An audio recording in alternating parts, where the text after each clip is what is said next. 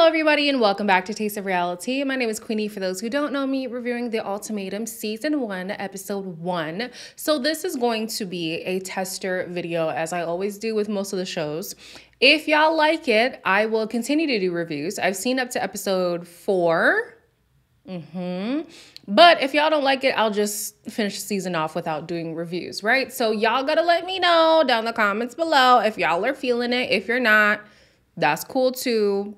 That's not a problem. So before I get into it, as always, like this video, subscribe to the channel, and hit the notification bell so that you know if I'm doing the show again. This show is a spinoff. Well, I don't know if you can really call it a spinoff, but Nick Lachey and Vanessa Lachey are also producers of this show called The Ultimatum. And basically it stems from their own relationship because Nick and Vanessa were together for 5 years and had kind of hit a standstill in their relationship. So they decided to take a break, see other people, and in that they realize that they actually want to be with each other. So now the process is essentially the same thing. Relationships that have hit a roadblock where one person wants to get married and the other person doesn't, they get an opportunity to date other people and to see if at the end of the process they want to get married, they want to date other people, or they're leaving alone, right? So the process, how it's going to go is the first week they spend dating other couples, which I wish they put in other people. And then given the option of whether you want to date a person in another relationship or just another person in general. Because sometimes you're just not going to connect if there's only 4 people to pick from, or I think it was 6 couples. That's not enough for me, right? So after the first week and you pick your partner, you have 3 weeks to spend time with your new partner, and then 3 weeks to spend time with your original partner, and then you make a decision at the end. So meeting the couples, first we have Alexis, who's 25, and Hunter, who is 28. They've been together for 2 years, and she is the one who actually gave the ultimatum. He says if he was to meet the right person, he would have no problem getting married tomorrow. So why are you still with her if you know you're ready for marriage, just not with this person? Alarming. So, he does, however, want to live together, right? But her issue is that she refuses to be in a wifely role without the wifely title. There's more to their relationship. We're going to break that down a little bit later, but that's essentially what it is. She's like, listen, I want to be a wife. I'm not going to do wifely things without having the title, without having my wedding and my ring. And he's like, well, I mean, I'm ready to get married. I just don't know if you're the one. I would implode, you guys. I would absolutely implode. The next couple is Madeline and Colby. Madeline is 24. Colby, I didn't catch his age, but I'm sure he's like 26 or something. They've been together for 1.5 years, and he initiated the ultimatum. Her response to the ultimatum is, he's ready for me to choose him. Yikes. Do I think that there's a possibility that I could be happy with somebody else? Yes. I think it's natural to wonder what it would be like to be in a different relationship. Her main thing is that she doesn't believe in the one. And later on in the season, you do learn that I don't know if this has been her only relationship. No, it can't have been her only relationship because it's only been 1.5 years. She has only been in relationships since she was 17 years old. And so she feels like she hasn't had enough time to explore a lot of people. And I don't know if that's what's, really stoking the fire of I don't believe in the one, or if she truly just thinks, there's multiple connections in the world and tying yourself down is not the way to go. She even later on says the only thing scarier than losing Colby is marrying Colby. If you want to be polyamorous, just say that. Just say that. The interesting thing about their relationship, though, is that even though he's the one who gave the ultimatum, he wants her to embrace the process fully. He's like, listen, I know you don't believe in the one, but go explore, really dive in. And I'm like, oof, she might not come back to you, sir. Next couple is Shanique, who's 24, and Randall, who is 26. They've been dating for a year and a half as well. And she initiated the ultimatum because he is too nonchalant for her. Marriage in her mind is just a huge wedding, just super flashy. She's a spender, and I feel like that kind of has to be broken before you bring kids in. Honestly, the thing that's refreshing about this series is that a lot of the guys, a good handful of the guys, I felt like had a great description of why their relationship isn't quite working. Because I feel like on shows like Temptation Island or other dating shows that include couples, it's like they're just not ready to settle down yet because they still want to play the field. Whereas these guys, it's like, nah, like this person is a frivolous spender, and if I'm going to be with them, I need to make sure I have the money to support her lifestyle. Or, you know, I'm just coming out of the military. There's a guy like that coming soon, and, you know, I need to experience life outside of that kind of environment. Or, you know, I want kids and she doesn't want kids, and this is a big thing for me. I felt like the rationale behind why they're not ready for marriage or why their partner isn't ready for marriage made a lot of sense. Now, mind you, this was first impression in the first episode because it goes downhill for a lot of them. Next is April, who's 23, and Jake, who is 26, and they've been together for 2 years. She is ready for a ring and a baby. That's all she wants. She wants a ring and a baby. I'm giving my boyfriend Jake an ultimatum. I just want a ring and I want a baby with you now. Immediately, I'm looking at her story and I'm like, this is her identity. Children is going to be her identity. I turned out to be correct, but it's very sad because she almost dismisses her partner because her ultimate goal is for somebody to impregnate her. And that's not enough to want to get married. Again, if y'all stick around, we'll talk about it later. He says he just got out of the military, even though she doesn't believe that, you know, a year and a half is just getting out of the military. And the story with them is that there was a time where they did want to get married. They were going to elope, and this was while he was in the military. And I'm thinking to myself, well, it could have been for benefits and not necessarily because y'all were ready, if I'm being honest. But yeah, basically he's just saying he wants more time to explore. He wants to travel. He really wants to settle into real life before getting married. Up next is Ray, who's 24, and Zay, who's 25, and they've been together for 2.5 years.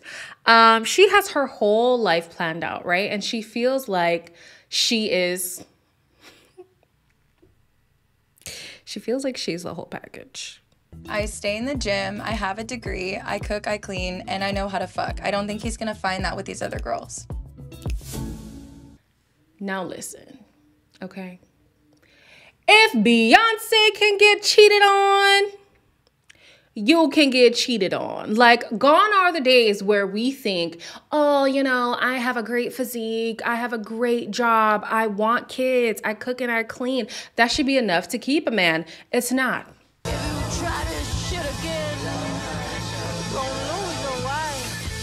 A man who wants to stay is going to stay. There's nothing you can do to keep a man in home. I've even seen people with absolutely horrible partners, but because they're a good human being, they're either going to stay or they're going to end something before they start to pursue something else.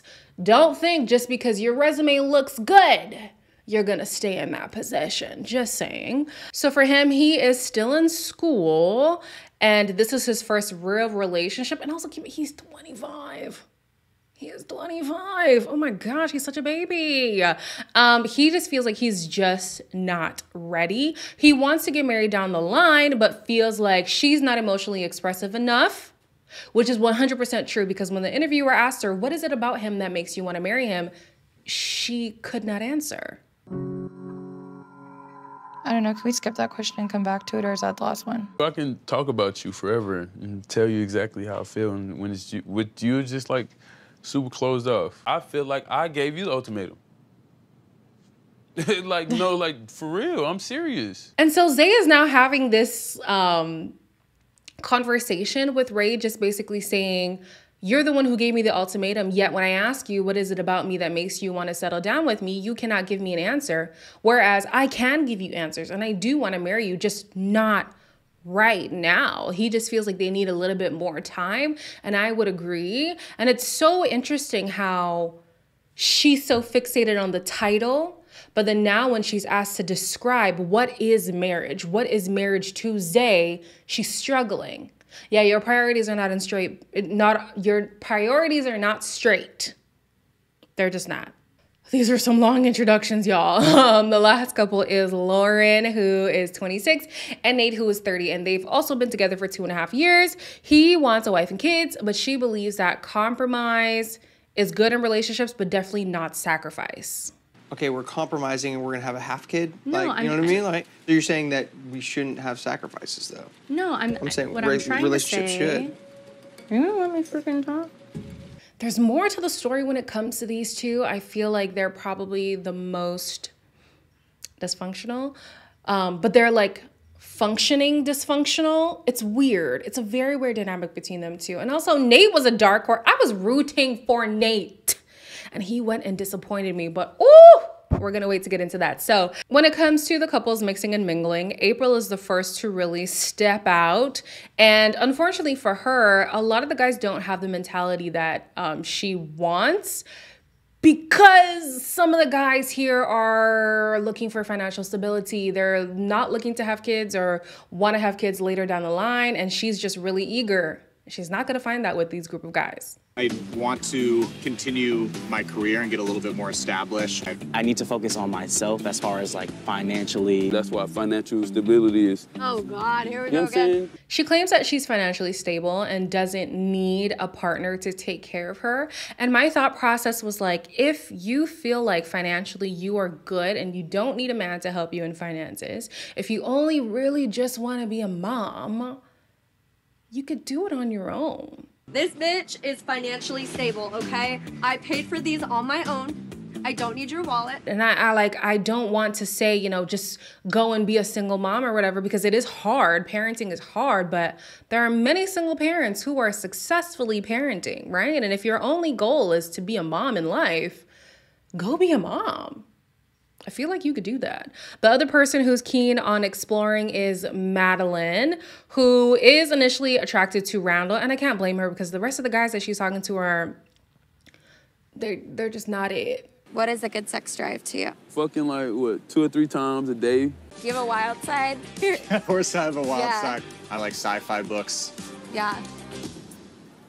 No. The thing that really solidified that I don't like this girl, I just don't like her in terms of how she speaks about there not being the one and all of that, but then also engaging in a relationship with somebody who's so keen on marriage. She then goes and basically craps on Colby. He's annoying. He talks too much. What else did she say? He's delusional, like he doesn't have realistic views on life and whatever. And even in the beginning when they were being introduced, he tried to kiss her and she like cringed. I'm sorry.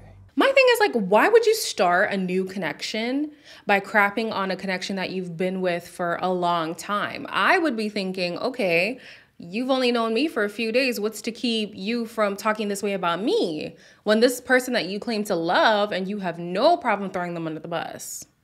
That's not cute. So Colby, on the other hand, he is talking to Alexis, who sees him as her type, but unfortunately her need for finances is a little off-putting. Finances are like so important to solidify. I have a certain lifestyle that I want to live. I don't think I'm the man that can fulfill all of her needs she's looking for. In her opinion, marriage is a financial and emotional decision, which is true to a degree. I feel like, you know, definitely you want to be financially comfortable in your marriage, and you also want to make sure that you truly love this person. But there's more that goes into marriage than just those two things. And ultimately, when you're dating somebody new, to kind of hit it, to hit them out of the gate with, you know, I need this much money in order to finance my lifestyle. And her biggest issue with her partner is that she makes more than him and she refuses to be the primary breadwinner. Good luck finding somebody who doesn't desire to be a sugar daddy to want to be with you. It's just not gonna work. Colby is then having a conversation with April. They do share values on, you know, money not being the end all be all for a relationship and having good role models in your life about marriage and all that. But for her, he's not quite feeling the spark. He is, however, feeling the spark with Lauren, who opens up about maybe just not feeling like she's secure in a relationship, and that's why she's really hesitant on having children. The kid breaks its arm. What do we do? Or if that kid gets figure it out together. Very ill, you figure it out together. Mom and dad have to be on the same level of communication, and you have to be able to see it through someone else's eyes, especially your partner's eyes. Nathan is a business owner now. So are you going to have time? It completely makes sense. Like, yeah. This reminds me of the Jeannie Mai situation where she was adamant on never having kids, and even her partner was adamant on not having kids. And then after the divorce, they both found new people and now they both have children. And sometimes it just takes feeling insecure in a relationship to make you say such a hard line, nope, don't want them. Some people genuinely don't have paternal or maternal skills, and that's completely fine. Or even the desire. They might have the skills, but they just don't desire it. Some other people, they might want it, but not in this specific relationship. And even when she was talking to Nate earlier, I felt like he was kind of stifling her voice. Whereas when she was talking with Colby, he really listened to her, which made her feel open and safe. Yeah, watch out for Nate. Ray and Jake are also getting along very, very well. They find out that they're basically identical. Like they gotta check if they're related to something because upbringing was the same. Their values are the same. They even got, they're both mixed and they got Italian in there. Like down the line, they could be related. They are just so damn similar. I don't need to be rich. I'm not that person that needs to be rich. Yeah. As long as I'm stable, right, and I can enjoy life. I feel the same way. I'm kind of a minimalist. So yeah. That's funny. You're the first one that said it. I am very much a minimalist. Really? Like they both have the same vision about waiting a little bit to have kids, but they do both want kids.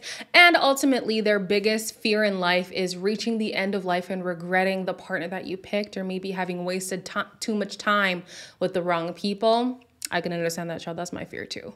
In the evening, they do continue on their conversation. And as they're starting to get a vibe, April pulls up. How's everybody? Can we squeeze in with y'all? So they did leave us on a cliffhanger with that, and they never finished it.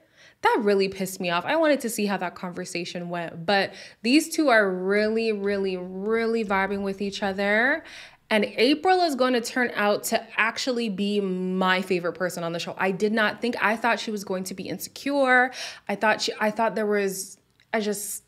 let me know how y'all feel about April because she's my number one. She's my number one girl as of episode 4, okay? Yeah, let me know how you feel about the season so far. Let me know if y'all want me to continue. Let me know who you're liking, not liking. Is the process something you like? Is the process something you would try? That I would like to know. As always, like, comment, share, and subscribe, and I'll see you in the next one.